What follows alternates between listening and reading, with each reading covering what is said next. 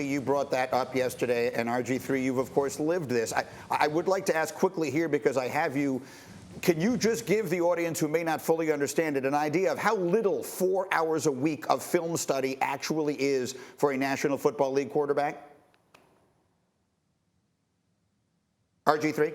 Is that me? No, sorry, Robert, my fault. 4 I didn't hours specify. of film study is what you do after a game on Sundays. Quarterbacks are watching tape trying to figure out what's going on. In a week's time, you're probably going to watch collectively 60 hours of tape. 36 of that's going to come from the coaches with your teammates, just in the normal structure of everything. And then about 24 of those hours are going to be for yourself, independently, watching third downs, watching what a team does in the red zone. RC knows this. There's so much detail on how you break a team down. For them to come out and say, hey, 4 hours of tape, you got to do this or you're not going to get your money. For Kyler Murray, I look at that, that's a slap in the face. It's a complete slap in the face. If you're only studying 4 hours a week as a quarterback, you will not be prepared on game days. Luckily enough for Kyler Murray, he's short enough to duck underneath that slap, count his money, and take care of his family for the rest of his life, because he now has generational money. But his agent, I don't understand how he got Kyler to say, yes, this is okay, because on a public stage, they embarrassed him.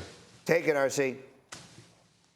The thing, and I brought it up yesterday on the show, and I actually tried to stay away from it as much as I could about Kyler Murray being a black quarterback and the trials and tribulations that black quarterbacks have faced throughout NFL history. D. Smith hit me yesterday. He texted me, the director, obviously, of the NFLPA, and he sent me a picture of Kyler, and he's like, this is absolutely ridiculous. I think it's very culturally biased, and it says something very loud that I don't know if people are listening to. For Kyler Murray, one, to have this addendum in his contract, two, not necessarily be forced to sign it, but to sign it, and three, for it to be made publicly is a terrible look for Kyler Murray, for those who look like Kyler Murray, for those who someday wish to be Kyler Murray. I think this sets a very bad precedent for the quarterback position and for those who play it. Kyler Murray is now always going to be seen as someone who takes his blessings for granted, a guy who received the position on the backs of other players that look like him, other players who went through more than him, and is now not grateful enough to do it in a professional manner. No matter where he goes, that is the label he will get. And we are talking about 4 hours of film study a week, independent film study.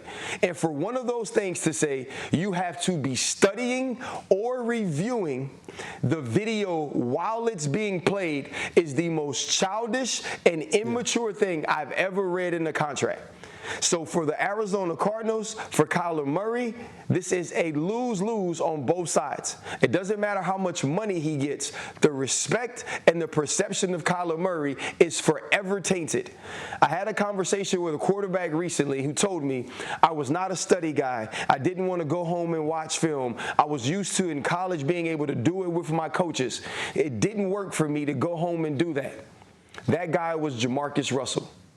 That is not a conversation you want to be a part of. Thank you for watching ESPN on YouTube. For live streaming sports and premium content, subscribe to ESPN+.